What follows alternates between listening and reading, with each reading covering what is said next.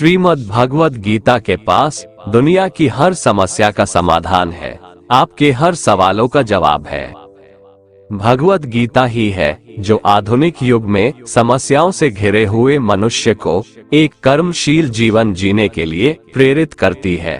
गीता ऐसे प्रेरणादायक संदेशों का महासागर है जो जीवन से निराश मनुष्य को आशाओं से भर देती है। श्रीमद् भगवत गीता एकमात्र ऐसा ग्रंथ है जो मनुष्य को जीने का सही तरीका बताती है। गीता जीवन में धर्म, कर्म और प्रेम का पाठ पढ़ाती है। श्रीमद् भगवत गीता का ज्ञान मानव जीवन और जीवन के बाद का जीवन दोनों के लिए उपयोगी माना गया है। श्रीमद् भगवत गीता भगवान का श्वास है, हृदय है और भगवान की साक्षात मूर्ति है। गीता भगवान का प्रधान रहस्यमय आदेश है। ऐसी दशा में गीता का पालन करने वाला उन्हें प्राणों से भी बढ़कर प्रिय है। भगवत गीता में कुल 18 अध्याय है और 700 श्लोक है, जिसे सभी के लिए पढ़ पाना थोड़ा मुश्किल है। इसीलिए आज के इस बेहद ही खास वीडियो में हम श्रीमद् भगवत गीता के 30 विचारों के बारे में बात करने वाले हैं, जिन्हें जानकर आप श्रीमद् भगवत गीता का सही मतलब समझ पाएंगे।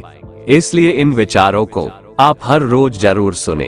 तो चलिए जानते हैं भगवत गीता के 30 महत्वपूर्ण विचारों को। भगवान श्री कृष्ण अर्जुन को उपदेश देते हुए कहते हैं कि हे अर्जुन, क्यों व्यर्थ चिंता करते हो? किससे व्यर्थ डरते हो? कौन तुम्हें मार सकता है? यह आत्मा अजर अमर है। आत्मा न तो मरता है और न ही जन्म लेता है, क्योंकि आत्मा अजन्मा, नित्य, सनातन और पुरातन है। शरीर के मारे जाने पर भी यह नहीं मरता। जिस प्रकार मनुष्य अपने पुराने वस्त्रों को त्याग कर नए वस्त्र धारण करता है, ठीक उसी प्रकार आत्मा पुराने व्यर्थ शरीर को त्याग कर नए शरीर को धारण करती है। आत्मा को शस्त्र काट नहीं सकते और न अग्नि इसे जला सकती है, जल इसे गीला नहीं कर सकता और ना ही वायु इसे सुखा सकती है। ये प्रकृति का नियम है। इस सत्य को स्वीकार करके भयमुक्त होकर आज में जीना चाहिए।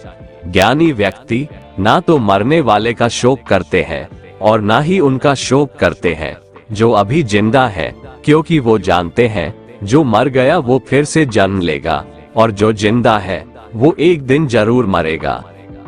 परंतु फिर भी अगर तुम इस आत्मा को सदा जन्म लेने वाला और सदा मरने वाला समझता है, तो भी हे महाबाहो, तू इस प्रकार का शोक करने के योग्य नहीं है, क्योंकि इस मान्यता के अनुसार जन्मे हुए की मृत्यु निश्चित है और मरे हुए का जन्म लेना भी निश्चित है। हे अर्जुन, अपने धर्म से भागकर तू भय मत कर, क्योंकि एक क्षत्रिय के लिए धर्मयुक्त युद्ध से बढ़कर दूसरा कोई कल्याणकारी कर्तव्य नहीं है। हे पार्थ, अपने आप प्राप्त हुए और खुले हुए स्वर्ग के द्वार रूपी इस प्रकार के युद्ध को भाग्यवान क्षत्रिय लोग ही पाते हैं। किंतु अगर तुम इस धर्मयुक्त युद्ध को नहीं करेगा तो स्वधर्म और कीर्ति को खोकर पाप को प्राप्त होगा तथा युगों युगों तक तुम्हारे अपकीर्ति की चर्चा होगी। सम्मानित पुरुष के लिए अपकीर्ति मौत से भी बढ़कर है। या तो तुम युद्ध में मारा जाएगा और स्वर्ग को प्राप्त होगा, या तो संग्राम में जीतकर पृथ्वी का राज्य भोगेगा। इस कारण हे अर्जुन, उठ और युद्ध कर। हार जीत, लाभ हानि और सुख दुख को समान समझकर युद्ध के लिए तैयार हो जा। इस प्रकार युद्ध करने से तू पाप को नहीं प्राप्त होगा और यही तुम्हारा सबसे बड़ा धर्म और कर्म है। कर्म पर ज्ञान देते हुए भगवान श्री कृष्ण कहते हैं कि हे अर्जुन, कर्म करो लेकिन फल की इच्छा मत रखो। अपने संपूर्ण कर्मों को भगवान को समर्पित करके करो। जो मनुष्य इस प्रकार से कर्म करता है वह कर्मयोगी कहलाता है।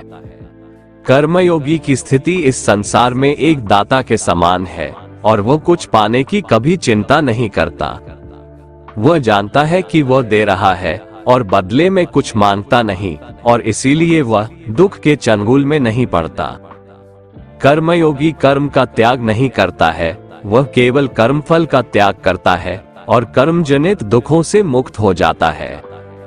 कर्म फल का त्याग कर धर्मनिरपेक्ष कार्य का संपादन भी पूजा के समान हो जाता है। संसार का कोई कार्य ब्रह्म से अलग नहीं है। इसलिए कार्य की प्रकृति कोई भी हो, निष्काम कर्म सदा ईश्वर को ही समर्पित हो जाता है। पुनर्जन्म का कारण वासनाओं या अतृप्त कामनाओं का संचय है। कर्मयोगी कर्मफल के चक्कर में ही नहीं पड़ता, अतः वासनाओं का संचय भी नहीं होता। इस प्रकार कर्मयोगी पुनर्जन्म के बंधन से भी मुक्त हो जाता है। कर्मयोग हमारे आत्मज्ञान को जागृत करता है।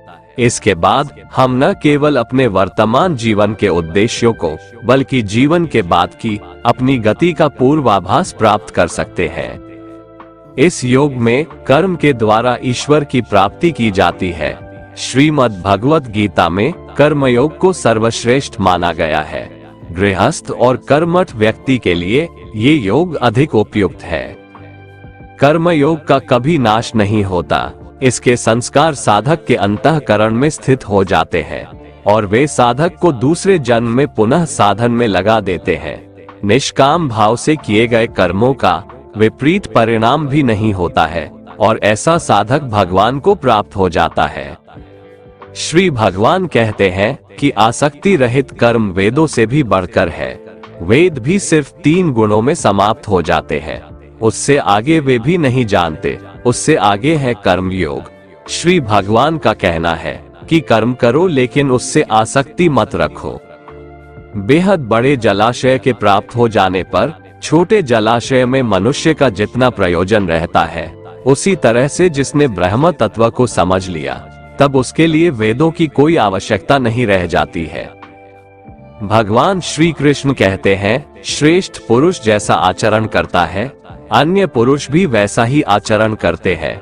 वह जो कुछ प्रमाण देता है, समस्त मनुष्य समुदाय उन्हीं के पद चिन्हों पर अपने रास्ते चुनता है। इसलिए सज्जन व्यक्तियों को सदैव अच्छा व्यवहार करना चाहिए।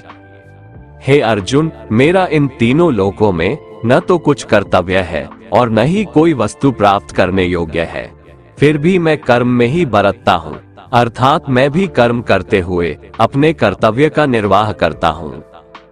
श्री भगवान कहते हैं, हे पार्थ, यदि मैं कर्मों को करने में सावधानी ना बरतूं तो बड़ा अनर्थ हो जाएगा, क्योंकि मनुष्य सब प्रकार से मेरे ही मार्ग का अनुसरण करते हैं। इसलिए यदि मैं कर्म न करूं तो ये सब मनुष्य नष्ट भ्रष्ट हो जाएंगे और मैं संकर्ता का करने वाला हो जाऊंगा तथा इस समस्त प्रजा को नष्ट करने वाला बन जाऊंगा।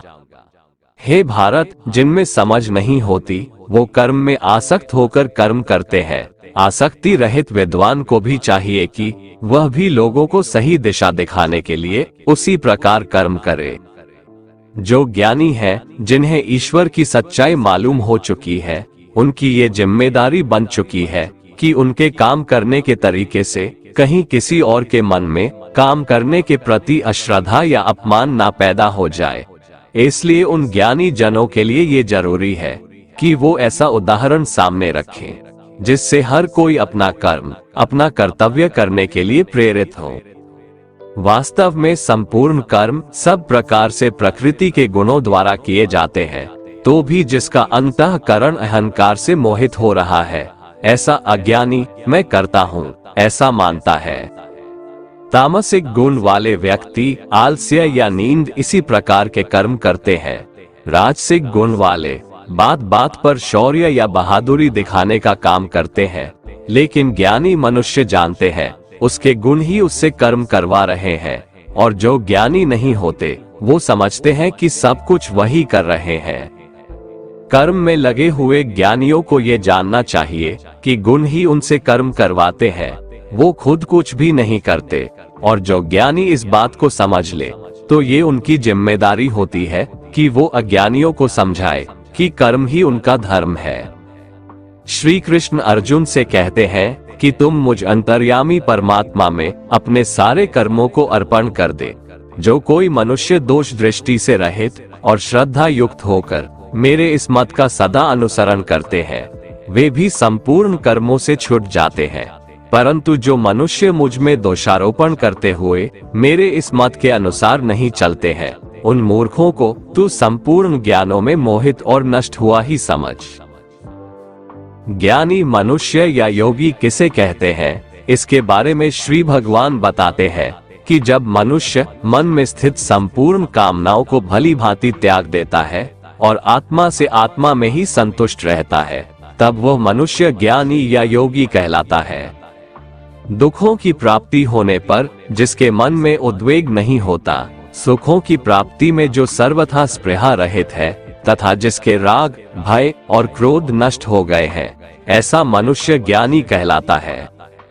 जो मनुष्य सर्वत्र स्नेह रहित होकर शुभ या अशुभ वस्तु को प्राप्त होकर न प्रसन्न होता है और न द्वेष करता है, वह ज्ञानी है। जिस प्रकार कछुआ सब ओर से अपने अंगों को समेट लेता है, वैसे ही जब कोई मनुष्य इंद्रियों के विषयों से इंद्रियों को सब प्रकार से हटा लेता है, तब वह स्थिर बुद्धि मनुष्य ज्ञानी के समान है, ऐसा समझना चाहिए। इसलिए साधक को चाहिए कि वह उन संपूर्ण इंद्रियों को वश में करके समाहित चित्त होकर मेरा ध्यान करे, क्योंकि जिस पुरुष की इंद्रियां वश में होती है, उसी की बुद्धि स्थिर हो जाती है। विषयों का चिंतन करने वाले पुरुष की उन विषयों में आसक्ति हो जाती है, आसक्ति से उन विषयों की कामना उत्पन्न होती है और कामना में विघ्न पड़ने से क्रोध उत्पन्न होता है। क्रोध से भ्रम पैदा होता है, स्मृति में भ्रम हो जाने से बुद्धि का नाश हो जाता है और बुद्धि का नाश हो जाने से उस पुरुष का पतन हो जाता है। जिस प्रकार हवा के झोंके नाव को भटका देती है, ठीक उसी प्रकार मनुष्य की इंद्रियां उसकी बुद्धि को भटका देती है। इसलिए हे महाबाहो, जिस पुरुष की इंद्रियां उसके बस में होती है, उसी की बुद्धि स्थिर है और वही पुरुष योगी या ज्ञानी कहलाता है। भगवान श्री कृष्ण कहते हैं, जिस प्रकार समुद्र की स्थिति अचल है, भारी से भारी आंधी तूफान आने पर या अनेक नदियों के जल प्रवाह उसमें प्रविष्ट होने पर भी वह अपनी स्थिति से विचलित नहीं होता, मर्यादा का त्याग नहीं करता, उसी प्रकार परमात्मा के स्वरूप में स्थित योगी की स्थिति भी सर्वथा अचल होती है। बड़े से बड़े सांसारिक सुख दुखों का संयोग वियोग होने पर भी उसकी स्थिति में जरा भी अंतर नहीं पड़ता। वह योगी परमात्मा में नित्य निरंतर अटल और एकरस स्थित रहता है। जो मनुष्य संपूर्ण कामनाओं को त्याग कर ममता रहित, अहंकार रहित और स्पृहा रहित होकर विचरण करता है, वही मनुष्य शांति को प्राप्त कर पाता है। मन पर नियंत्रण रखना जरूरी है। मनुष्य का मन वायु की तरह चंचल है। यह मन ही है जो मनुष्य को काम वासनाओं की तरफ भटकाता रहता है। अगर जीवन को सफल बनाना है तो मन पर काबू करना बहुत जरूरी है। मन को वश में करने से दिमाग की शक्ति केंद्रित होती है, जिससे कार्यों में सफलता मिलने लगती है। गीता के अनुसार जिस व्यक्ति ने अपने मन पर काबू पा लिया, वह मन में पैदा होने वाली बेकार की चिंताओं और इच्छाओं से भी दूर रहता है। साथ ही व्यक्ति अपने लक्ष्य को भी आसानी से प्राप्त कर लेता है। अगर मन को वश में नहीं करोगे तो वह तुम्हारा सबसे बड़ा शत्रु बन जाएगा। हमेशा शक करने वाला व्यक्ति कभी शांति प्राप्त नहीं कर पाता है, इसलिए संदेह करने से बचें। अधिक संदेह करने से मन की शांति भंग हो जाती है और व्यक्ति भ्रमित होकर अपने संबंधों को नष्ट कर डालता है। जो हुआ वह अच्छा हुआ, जो हो रहा है वह अच्छा हो रहा है, जो होगा वह भी अच्छा ही होगा। तुम भूत का पश्चाताप न करो, भविष्य की चिंता न करो, अभी तो वर्तमान चल रहा है। तुम्हारा क्या गया जो तुम रोते हो? तुम क्या लाए थे जो तुमने खो दिया? तुमने क्या पैदा किया था जो नाश हो गया? न तुम कुछ लेकर आए, ना कुछ लेकर जाओगे। जो लिया यहीं से लिया, जो दिया यहीं पर दिया। जो लिया इसी संसार से लिया, जो दिया इसी संसार को दिया। तुम खाली हाथ आए थे और खाली हाथ चले जाओगे। जो आज तुम्हारा है कल वो किसी और का था, परसों किसी और का होगा। तुम इसे अपना समझकर मग्न हो रहे हो। बस यही प्रसन्नता तुम्हारे दुखों का कारण है। परिवर्तन संसार का नियम है। एक क्षण में तुम करोड़ों के स्वामी बन जाते हो, दूसरे ही क्षण में तुम दरिद्र हो जाते हो। मेरा तेरा, छोटा बड़ा, अपना पराया, मन से मिटा दो, फिर सब तुम्हारा है, तुम सबके हो। भगवान श्री कृष्ण कहते हैं कि मैं ही सबकी शुरुआत हूँ। मैं शुरुआत से पहले भी था और सब खत्म होने के बाद भी रहूंगा। सब मुझ में है और मैं सब में हूँ। ये धरती, चंद्रमा, सूरज, मिट्टी, हवा, पानी सब मैंने बनाए हैं। मैंने ही भगवान, शैतान, राक्षस और इंसान बनाया। मैं ही ब्रह्मा हूँ, मैं ही विष्णु हूँ और मैं ही महेश हूँ। मैं धरती की मधुर सुगंध हूँ, मैं अग्नि की ऊष्मा हूँ। सभी जीवित प्राणियों का जीवन और सन्यासियों का आत्म स्वयं भी मैं ही हूँ। मैं ही सबका पालन पोषण करता हूँ और मैं ही सबका विनाश करता हूँ। मैं धरती के सभी प्राणियों को जानता हूँ, लेकिन वास्तविकता में मुझे कोई नहीं जानता।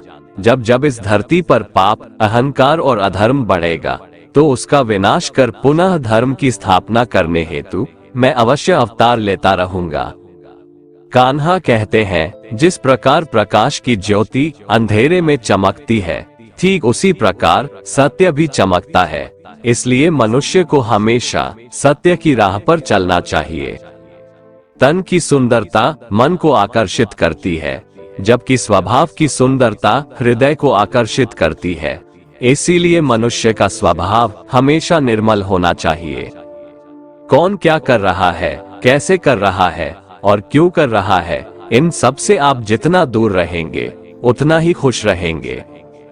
मनुष्य अपने हृदय से जो दान कर सकता है वो अपने हाथों से नहीं कर सकता, और मौन रहकर जो कुछ वो कह सकता है वो शब्दों से नहीं कह सकता। किसी भी व्यक्ति को ना तो समय से पहले और ना ही भाग्य से अधिक कुछ मिलता है, लेकिन उसे पाने के लिए सदैव प्रयत्नशील रहना चाहिए। भगवान श्री कृष्ण कहते हैं, जिस मनुष्य के अंदर ज्ञान की कमी और ईश्वर में श्रद्धा नहीं होती, वो मनुष्य जीवन में कभी भी आनंद और सफलता को प्राप्त नहीं कर पाता। मोह विनाश का कारण होता है। मनुष्य के दुखों का मूल कारण उसका मोह ही है। वो जितना अधिक मोह करेगा उतना ही अधिक कष्ट भी भोगेगा। ज्यादा खुश होने पर और ज्यादा दुखी होने पर निर्णय नहीं लेना चाहिए, क्योंकि ये दोनों परिस्थितियां आपको सही निर्णय नहीं लेने देती हैं। जो व्यक्ति आध्यात्मिक जागरूकता के शिखर तक पहुंच चुके हैं, उनका मार्ग है निस्वार्थ कर्म, और जो भगवान के साथ संयोजित हो चुके हैं, उनका मार्ग है स्थिरता और शांति। मानव कल्याण ही भगवत गीता का प्रमुख उद्देश्य है। इसलिए मनुष्य को अपने कर्तव्यों का पालन करते समय मानव कल्याण को प्राथमिकता देना चाहिए। हे अर्जुन, वह जो वास्तविकता में मेरे उत्कृष्ट जन्म और गतिविधियों को समझता है, वो शरीर त्यागने के बाद पुनः जन्म नहीं लेता और मेरे परम धाम को प्राप्त होता है। वो व्यक्ति जो सभी इच्छाएं त्याग देता है और मैं और मेरा की लालसा और भावनाओं से मुक्त हो जाता है, उसे अपार शांति की प्राप्ति होती है। संयम, सदाचार, स्नेह एवं सेवा, ये गुण सत्संग के बिना नहीं आते। ईश्वर से किए गए प्रार्थना से इंसान की परिस्थिति या तकदीर बदले या ना बदले, पर उस प्रार्थना से इंसान के चरित्र में जरूर बदलाव आता है। भगवान श्री कृष्ण कहते हैं, हे अर्जुन, जो भक्त मुझे जिस प्रकार भजते हैं, मैं भी उनको उसी प्रकार भजता हूँ, क्योंकि सभी मनुष्य सब प्रकार से मेरे ही मार्ग का अनुसरण करते हैं। इस मनुष्य लोक में कर्मों के फल को चाहने वाले लोग देवताओं का पूजन किया करते हैं, क्योंकि उनको कर्मों से उत्पन्न होने वाली सिद्धि शीघ्र मिल जाती है।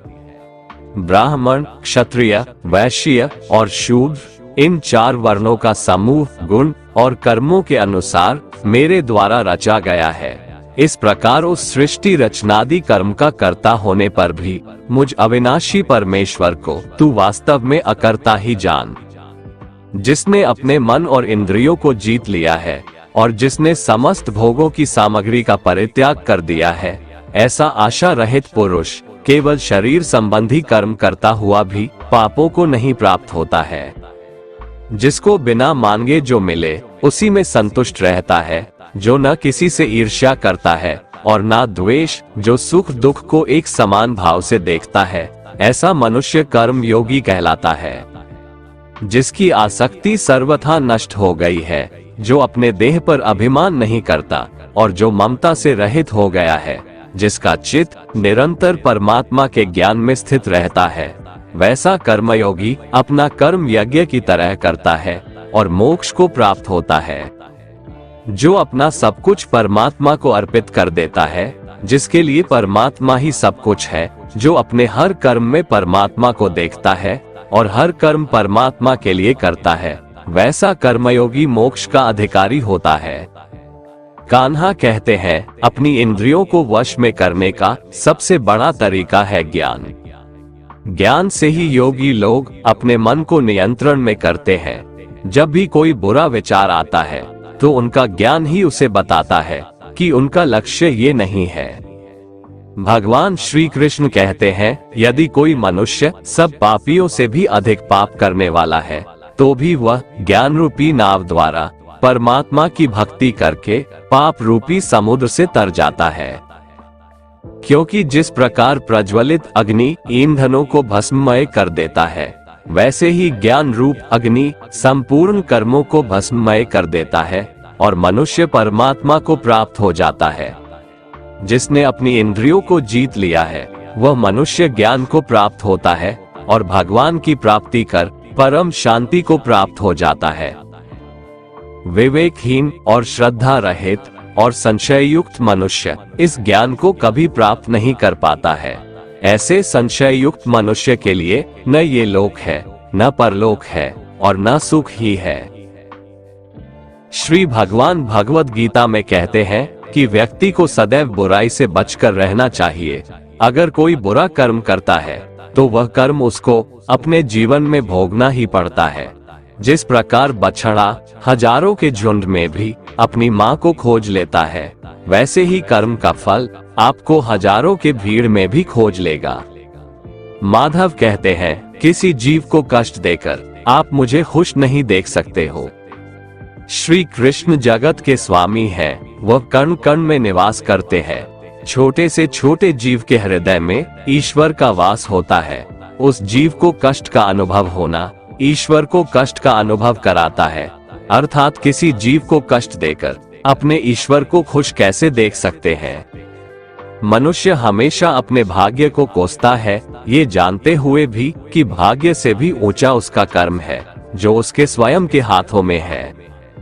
जितना इंतजार परमात्मा आपसे करवा रहा है, समय आने पर वो इतना देगा कि संभाल भी नहीं पाओगे। कोई आपका साथ ना दे तो निराश मत होना, क्योंकि परमात्मा से बड़ा हमसफर कोई नहीं होता। विश्वास के बगैर इस दुनिया में कोई भी रिश्ता ज्यादा देर तक कायम नहीं रह सकता। केवल ज्ञान ही एक ऐसा अक्षय तत्व है जो कहीं भी, किसी भी अवस्था में और किसी भी काल में मनुष्य का साथ नहीं छोड़ता। धरती पर जिस प्रकार मौसम में बदलाव आता है, उसी प्रकार जीवन में भी सुख दुख आता जाता रहता है। युद्ध हो या जीवन, सफलता केवल 3 शस्त्रों से प्राप्त होती है, धर्म, धैर्य और साहस। कोई भी मनुष्य जन्म से नहीं बल्कि अपने कर्मों से महान बनता है। कुछ पाना है तो खुद पर भरोसा कीजिए, क्योंकि सहारे कितने भी सच्चे और अच्छे हो, साथ छोड़ ही जाते हैं। मित्र गरीब है या अमीर मायने नहीं रखता, बल्कि वो आपके बुरे समय में आपका साथ कितना देता है, यह मायने रखता है। धर्म चाहे जो भी हो, अच्छे इंसान बनो, हिसाब हमारे कर्म का होगा, धर्म का नहीं। प्रकृति के 3 गुण, सत्व गुण, रज गुण और तम गुण से उत्पन्न होने वाले भाव, उन सबको तू मुझसे उत्पन्न होने वाला समझ, परंतु प्रकृति के गुण मेरे अधीन रहते हैं, मैं उनके अधीन नहीं हूँ। प्रकृति के इन तीनों गुणों से उत्पन्न भावों द्वारा संसार के सभी जीव मोहग्रस्त रहते हैं। इस कारण वे मुझ परम अविनाशी को नहीं जान पाते हैं।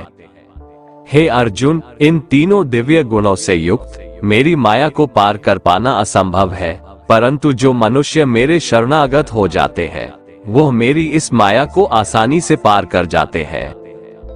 मनुष्यों में अधर्मी और दुष्ट स्वभाव वाले मूर्ख लोग मेरी शरण ग्रहण नहीं करते हैं।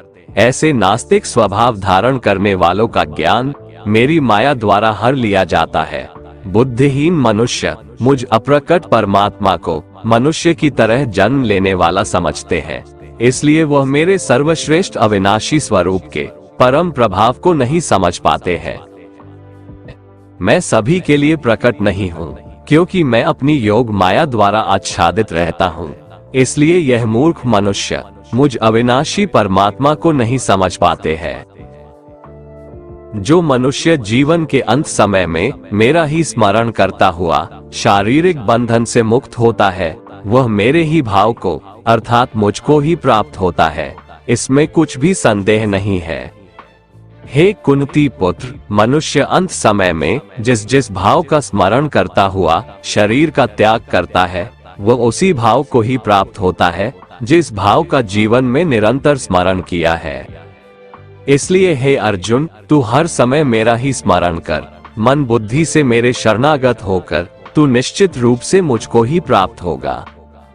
हे पृथा पुत्र, जो मनुष्य बिना विचलित हुए अपनी चेतना अर्थात आत्मा से योग में स्थित होने का अभ्यास करता है, वह निरंतर चिंतन करता हुआ उस दिव्य परमात्मा को ही प्राप्त होता है।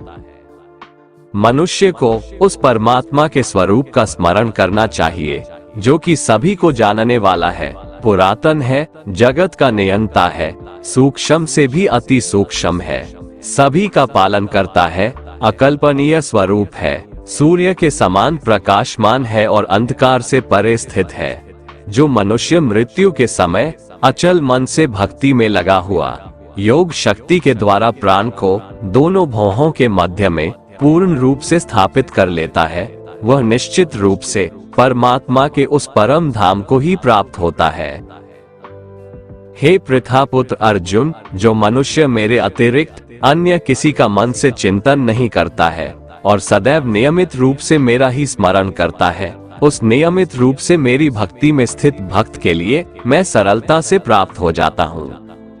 मुझे प्राप्त करके उस मनुष्य का इस दुख रूपी अस्तित्व रहित क्षणभंगुर संसार में पुनर्जन्म कभी नहीं होता है, बल्कि वह महात्मा परम सिद्धि को प्राप्त करके मेरे परम धाम को प्राप्त होता है। हे अर्जुन, इस ब्रह्मांड में निम्न लोक से ब्रह्म लोक तक के सभी लोकों में सभी जीव जन्म मृत्यु को प्राप्त होते रहते हैं, किंतु हे कुंती पुत्र अर्जुन, मुझे प्राप्त करके मनुष्य का पुनर्जन्म कभी नहीं होता है।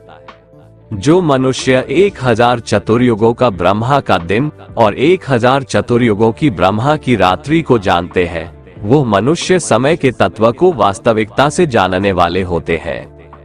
ब्रह्मा के दिन की शुरुआत में सभी जीव उस अव्यक्त से प्रकट होते हैं और रात्रि की शुरुआत में पुनः अव्यक्त में ही विलीन हो जाते हैं। उस अव्यक्त को ही ब्रह्म के नाम से जाना जाता है। हे पृथा पुत्र, वही यह समस्त जीवों का समूह बार बार उत्पन्न और विलीन होता रहता है। ब्रह्मा की रात्रि के आने पर विलीन हो जाता है और दिन के आने पर अपने आप प्रकट हो जाता है, लेकिन उस अव्यक्त ब्रह्म के अतिरिक्त शाश्वत परम अव्यक्त पर ब्रह्म है।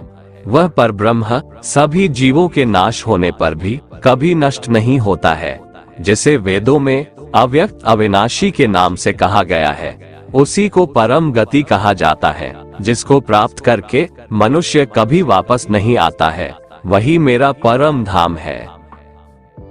हे कुंती पुत्र, कल्प के अंत में सभी प्राणी मेरी प्रकृति में प्रवेश करके विलीन हो जाते हैं और अगले कल्प के आरंभ में उनको अपनी इच्छा शक्ति से मैं फिर उत्पन्न करता हूँ। 84 लाख योनियों में सभी प्राणी अपनी इच्छा शक्ति के कारण बार बार मेरी इच्छा शक्ति से विलीन और उत्पन्न होते रहते हैं। ये सभी पूर्ण रूप से खुद ही मेरी इच्छा शक्ति के अधीन होते हैं, अर्थात मेरी प्रकृति के अधीन होते हैं। हे धनंजय, ये सभी कर्म मुझे बांध नहीं पाते हैं, क्योंकि मैं उन कार्यों में बिना किसी फल की इच्छा से उदासीन भाव में स्थित रहता हूँ। हे कुंती पुत्र, मेरी अधीनता में मेरी अपराध शक्ति सभी चर तथा अचर जीव उत्पन्न और विनिष्ट करती रहती है। इसी कारण से यह संसार परिवर्तनशील है। मूर्ख मनुष्य मुझे अपने ही समान जन्म मृत्यु को प्राप्त होने वाला समझते हैं, इसलिए वह सभी मनुष्य जीवात्माओं का परम ईश्वर वाले मेरे स्वभाव को नहीं समझ पाते हैं। ऐसे मनुष्य कभी न पूर्ण होने वाली आशा में, कभी न पूर्ण होने वाले कर्मों में और कभी न प्राप्त होने वाले ज्ञान में मोहग्रस्त होकर मेरी मोहने वाली भौतिक प्रकृति की ओर आकृष्ट होकर निश्चित रूप से राक्षसी प्रवृत्ति और आसुरी स्वभाव धारण किए रहते हैं। हे पृथा पुत्र, मोह से मुक्त हुए महापुरुष दैवीय स्वभाव को धारण करके मेरी शरण ग्रहण करते हैं और मुझको सभी जीवात्माओं का उद्गम जानकर अनन्य भाव से मुझ अविनाशी का स्मरण करते हैं। ऐसे महापुरुष दृढ़ संकल्प से प्रयत्न करके निरंतर मेरे नाम और महिमा का गुणगान करते हैं और सदैव मेरी भक्ति में स्थिर होकर मुझे बार बार प्रणाम करते हुए मेरी पूजा करते हैं। कुछ मनुष्य ज्ञान के अनुशीलन द्वारा यज्ञ करके, कुछ मनुष्य मुझे एक ही तत्व जानकर, कुछ मनुष्य अलग अलग तत्व जानकर अनेक विधियों से निश्चित रूप से मेरे विश्व स्वरूप की ही पूजा करते हैं। हे अर्जुन, मैं ही वैदिक कर्मकांड को करने वाला हूँ, मैं ही यज्ञ हूँ, मैं ही पितरों को दिए जाने वाला तर्पण हूँ, मैं ही जड़ी बूटी रूप में औषधि हूँ, मैं ही मंत्र हूँ, मैं ही घृत हूँ, मैं ही अग्नि हूँ और मैं ही हवन में दी जाने वाली आहुति हूँ। इस संपूर्ण ब्रह्मांड का मैं ही पालन करने वाला पिता हूँ, मैं ही उत्पन्न करने वाली माता हूँ, मैं ही मूल स्रोत दाता हूँ, मैं ही इसे धारण करने वाला हूँ, मैं ही पवित्र करने वाला ओंकार शब्द से जानने योग्य हूँ, मैं ही ऋग्वेद, सामवेद और यजुर्वेद हूँ।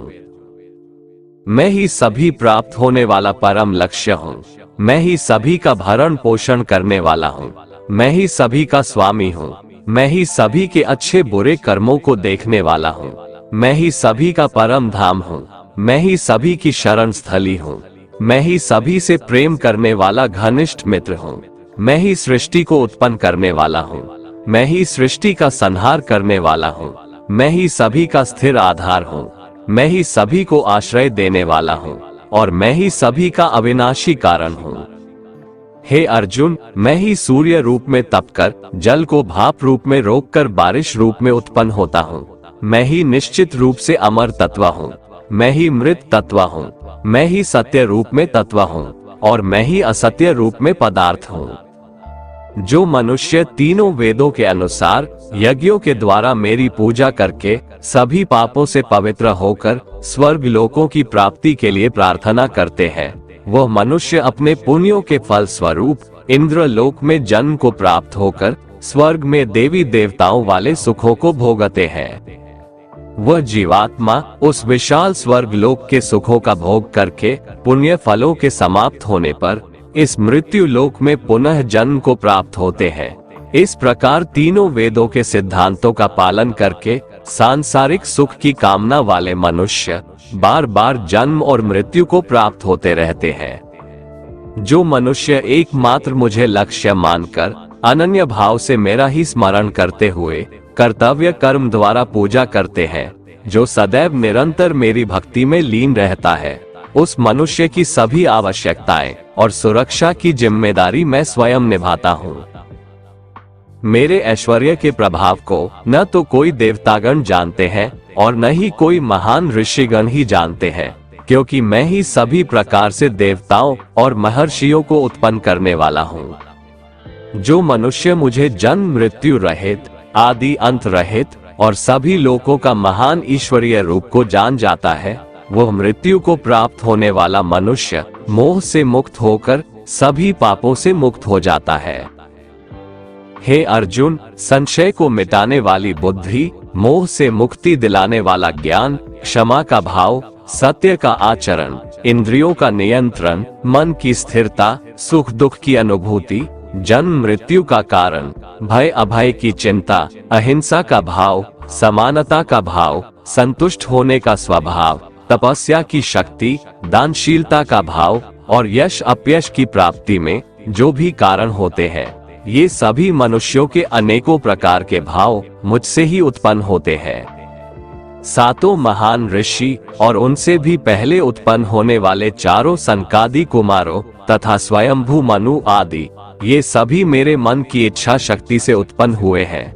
संसार के सभी लोगों के समस्त जीव इन्हीं की ही संतानें हैं। जो मनुष्य मेरी इस विशेष ऐश्वर्यपूर्ण योग शक्ति को तत्व सहित जानता है, वह स्थिर मन से मेरी भक्ति में स्थित हो जाता है।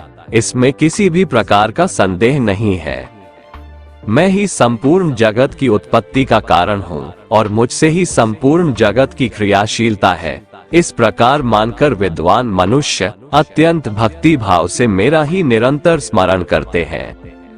जिन मनुष्यों के चित्त मुझ में स्थिर रहते हैं और जिन्होंने अपना जीवन मुझको ही समर्पित कर दिया है, वह भक्त जन आपस में एक दूसरे को मेरा अनुभव कराते हैं।